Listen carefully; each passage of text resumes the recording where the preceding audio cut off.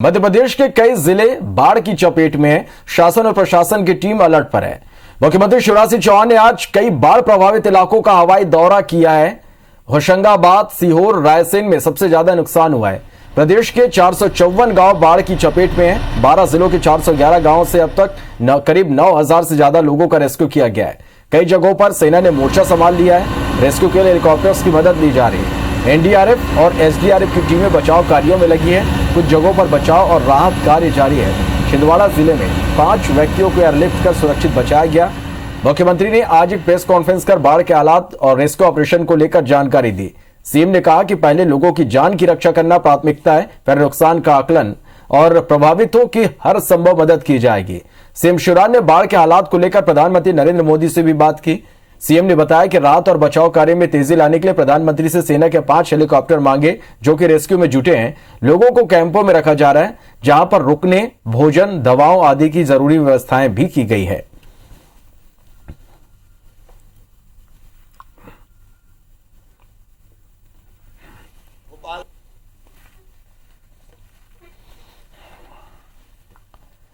बालाघाट, छिंदवाड़ा, सिवनी, जबलपुर, नरसिंहपुर,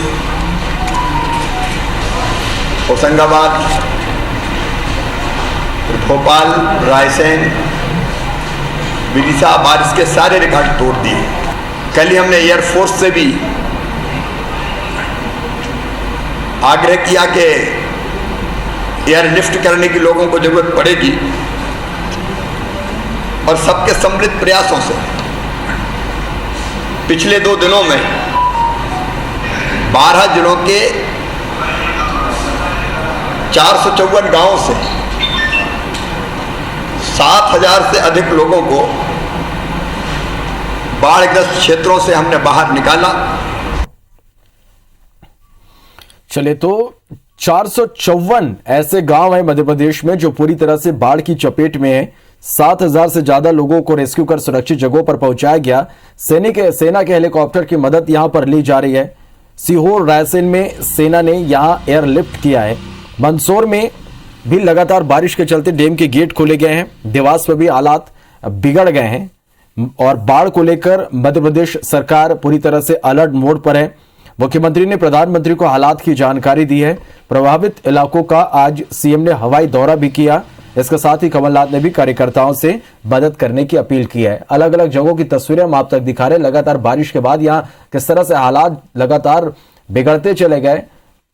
7000 से ज्यादा ऐसे लोग जो बाढ़ से प्रभावित हुए, फंसे हुए थे, जिन्हें सेना के हेलीकॉप्टर की मदद से तस्वीरें आप देख पा रहे हैं कि किस तरह से सुरक्षित उन्हें वहां से बाहर निकाला गया और सुरक्षित स्थान पर इन सभी को रखा गया है।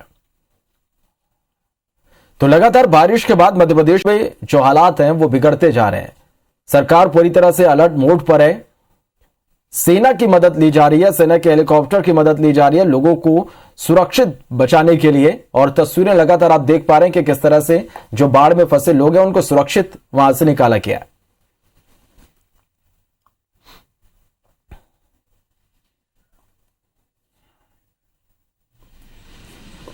चलिए, तो आखिर मध्य प्रदेश में किस तरह के हालात हैं, किस तरह से रेस्क्यू ऑपरेशन यहां पर चलाया जा रहा है, इस बारे में ज्यादा जानकारी के लिए सीधा रुक कर लेते हैं भोपाल का। सुधीर हमारे साथ, हमारे सहयोगी सीधे जुड़े हैं। सुधीर, लगातार हम सुबह से तस्वीरें देख पा रहे हैं। अलग अलग जगहों से लोगों का रेस्क्यू यहां पर किया जा रहा है। सरकार पूरी तरह से अलर्ट मोड पर है, सेना की मदद ली जा रही है।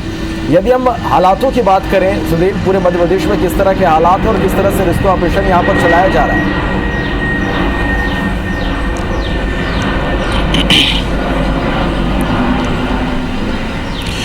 देखिए, बिल्कुल अगर बात किया तो राहत और बचाव कार्य सरकार की ओर से सेना की मदद से और एनडीआरएफ एसडीआरएफ की टीम की मदद से किया जा रहा है। अब तक मध्य प्रदेश के अंदर 7000 से ज़्यादा लोगों को पिछले 2 दिनों के दौरान रेस्क्यू करने के बाद उनको राहत शिविर में रखा गया है। और अगर बात करें तो मुख्यमंत्री खुद हवाई दौरे जो बाढ़ प्रभावित जिले हैं उनका कर रहे हैं। देवास की बात करें, रायसेन, विदिशा, होशंगाबाद, भोपाल, ये वो जिले हैं जिनका हवाई दौरा मुख्यमंत्री के द्वारा किया गया है और बाढ़ के क्षेत्रों का जायजा खुद मुख्यमंत्री ने लिया है। आज सुबह प्रधानमंत्री नरेंद्र मोदी से मुख्यमंत्री की चर्चा हुई थी और मध्य प्रदेश के 8 जिलों में बाढ़ के जो भयावह स्थिति बनी हुई है इसकी जानकारी केंद्र सरकार को दी और केंद्र सरकार से जो रक्षा मंत्रालय है, सेना की मदद के लिए 2 हेलीकॉप्टर भी मुख्यमंत्री के द्वारा बुलाए गए थे जो कि राहत और बचाव कार्य में लगे हुए हैं। कुल मिलाकर 64 लोगों को एयरलिफ्ट जो है, इन बाढ़ में फंसे हुए लोगों को एयरलिफ्ट करने के साथ उनको सुरक्षित स्थान पर पहुंचाने का काम प्रदेश सरकार के द्वारा किया गया है। इस बात की जानकारी भी मुख्यमंत्री शिवराज सिंह चौहान ने दी है।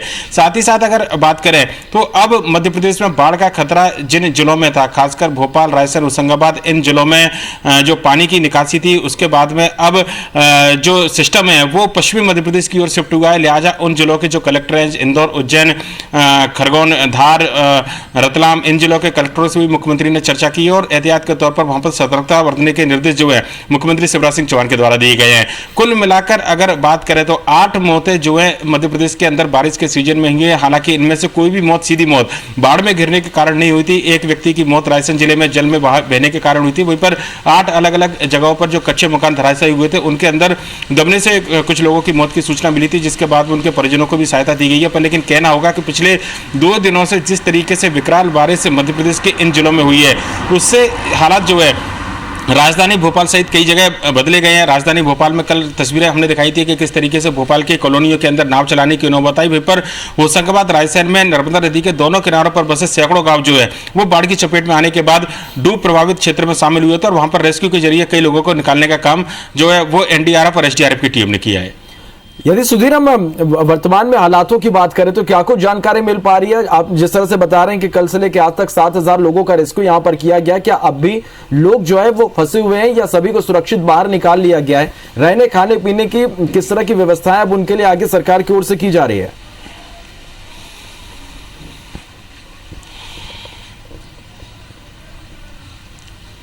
देखिए, कंट्रोल रूम एक जो है मुख्यमंत्री निवास में बनाया गया है जिस पर 24 घंटे खुद मुख्यमंत्री सतत निगरानी रखे हुए हैं। और आज सुबह जब मीडिया से मुखातिब हुए थे तो IBC 24 ने उनसे सवाल किया तो उन्होंने बताया था कि किस तरीके से कल देर रात तक कलेक्टरों से चर्चा की गई थी और जो लोग फंसे हुए हैं जिनकी जानकारी सामने निकल कर आई थी कि 7,000 से ज़्यादा लोगों को रेस्क्यू किया गया। पर लेकिन अभी भी कई जिलों में सैकड़ों की तादाद में लोगों के फंसे उसने की सूचना मिली थी, जिसके बाद में न केवल सेना की मदद ली गई है बल्कि जो एनडीआरएफ और एसडीआरएफ की जो टीम है उनको तैनात करने के बाद में लोगों को सुरक्षित पहुंचाने का काम लगातार किया जा रहा है। राहत शिविर बनाए गए हैं। सरकार की ओर से कलेक्टरों को निर्देशित किया गया है कि लोगों के पुनर्वास को लेकर खासकर जब तक बाढ़ और बारिश से हालात सामान्य नहीं होते तब तक राहत शिविर में पर्याप्त इंतजाम लोगों के सुरक्षा के मद्देनजर किया जाए। और चूंकि कोरोना महामारी का दौर चल रहा है लिहाजा इस बात का खास ध्यान रखा जाए कि जो भी लोग शिविर के अंदर रहने के लिए आ रहे हैं बाढ़ से घिरे होने के बाद या बाढ़ प्रभावित होने के बाद में उनकी स्क्रीनिंग कराई जाए और उसके बाद में ही उनको समुचित जो इलाज या फिर दूसरी जो अन्य जरूरतों की व्यवस्था है वो कराने के निर्देश भी मुख्यमंत्री के द्वारा दिए गए हैं।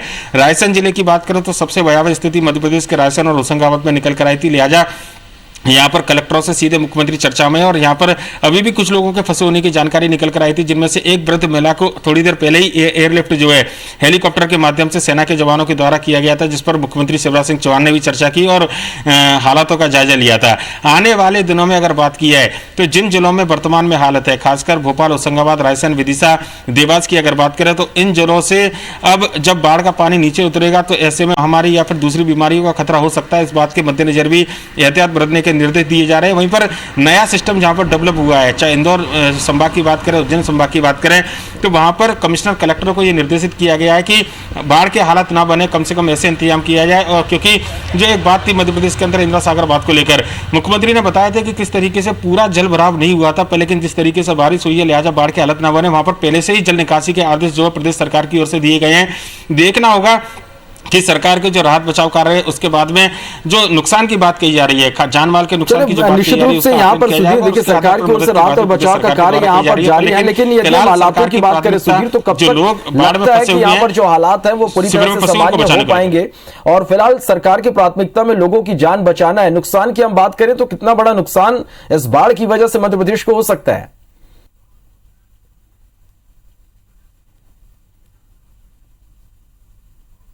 इससे ज़्यादा स्पष्ट हो पाएगी कि नुकसान इस क्षेत्र में कितना हुआ है और उसके बाद सरकार आकलन कराने के बाद में इन लोगों को राहत देने के लिए क्या प्रावधान करेगी, ये भी आने वाला समय बताएगा। वहीं पर अगर बात किया तो पूर्व मुख्यमंत्री कमलनाथ ने भी मुख्यमंत्री शिवराज सिंह चौहान से चर्चा की है। थोड़ी देर पहले उनका ट्वीट आया था और मध्य प्रदेश के जो बाढ़ प्रभावित जिले और जो लोग हैं उनको समुचित मदद देने का आह्वान न केवल कांग्रेस के कार्यकर्ताओं से बल्कि मुख्यमंत्री शिवराज सिंह चौहान से भी विपक्ष के द्वारा किया गया है। कहना होगा कि संकट की इस घड़ी में जो एक बात कही जा रही है कि लोगों को मदद कैसे पहुंचे, ये पहली प्राथमिकता सरकार और विपक्ष दोनों की नजर आ रही है।